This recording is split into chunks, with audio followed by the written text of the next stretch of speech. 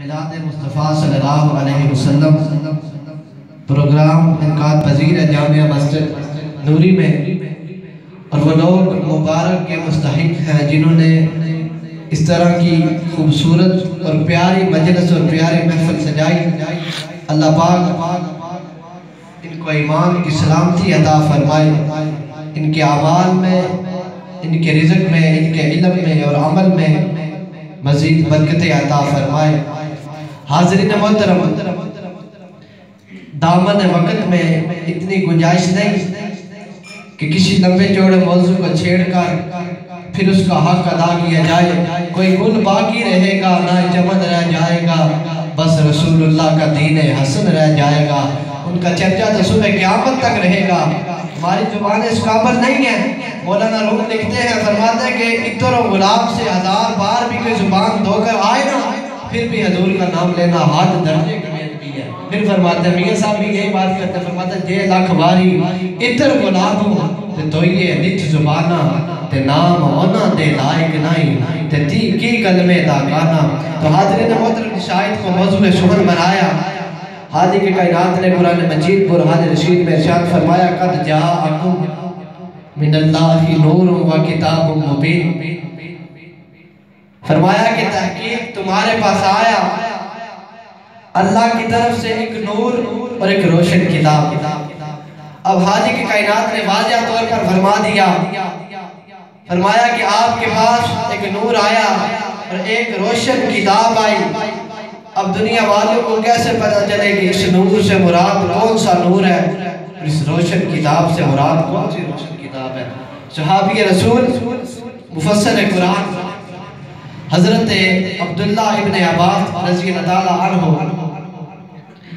آپ سے لے کر اور علامہ اسماعیل حقی تک سب نے یہی کہا کہ اس نور سے مراد حضور کی ذات ہے اور کتاب سے مراد قرآن مجید برہان رشید ہے۔ صحابی رسول مفسر قرآن اپنی تفسیر ابن عباس صفحہ 72 میں فرماتے ہیں، فرماتے اس نور سے مراد حضور کی ذات اور کتاب مبین سے مراد قرآن مجید برہان رشید۔ پھر علامہ جلال الدین سیوطی اپنی تفسیر جلالین صفحہ 111 میں فرماتے ہیں، فرماتے اس نور سے مراد حضور کی ذات ہے اور کتاب مبین سے مراد قرآن مجید برہان رشید۔ پھر علامہ فخر الدین رازی اپنی تفسیر کبیر جلد 3 صفحہ 395 میں فرمایا اس نور سے مراد حضور کی ذات ہے اور کتاب مبین سے مراد قرآن مجید برہان رشید ہے۔ حاضرین محترم، ہر مفسر نے یہی کہا کہ اس نور سے مراد حضور کی ذات اور اس کتاب مبین سے مراد قرآن مجید برہان رشید۔ حاضرین محترم، وقت تو اتنا نہیں ہے۔ آپ کو پتہ ہے کہ ہر وہ انتہا اور ہر وہ ابتدا جس کا آغاز اللہ تبارک و تعالیٰ کی لاریب کتاب قرآن مجید برہان رشید سے کیا جاتا ہے، کیونکہ یہ وہ قرآن جس کو پڑھنے والا قاری بن جاتا ہے، اس کی تفسیر کرنے والا مفسر بن جاتا ہے، اس پر عمل کرنے والا ولی بن جاتا ہے اور کوئی ولیوں کا امام غوث جلی بن جاتا ہے۔ عمل کرنے والا ولی بن جاتا ہے اور کوئی ولیوں کا امام غوث جلی بن جاتا ہے، کیونکہ یہ وہ قرآن جس کے بارے میں خالق کائنات نے شروع ہی میں فرما دیا، ذالک الکتاب لا ریب فیہ ھدی للمتقین۔ یہ وہ قرآن جس کے بارے میں خالق کائنات نے فرما دیا، والقرآن الحکیم۔ یہ وہ قرآن جس کے بارے میں خالق کائنات نے فرمایا، لا یمسہ الا المطہرون۔ یہ وہ قرآن جس کے بارے میں خالق کائنات نے فرمایا، بل ھو قرآن مجید۔ یہ وہ قرآن جس کے بارے میں کریم آقا فرماتے ہیں، خیرکم من تعلم القرآن وعلمہ۔ یہ وہ قرآن جس کے بارے میں رومی کشمیر فرماتے ہیں، سارا قرآن نورانی شیشہ رب دا راہ دکھاوے۔ سارا قرآن نورانی شیشہ رب دا راہ دکھاوے، جے کوئی پڑھ کے عمل کماوے سیدھا ہی جنت جاوے۔ کہ بدلے کا زمانہ لاکھ مگر قرآن نہ بدلا جائے گا، بدلے کا زمانہ لاکھ مگر قرآن نہ بدلا جائے گا۔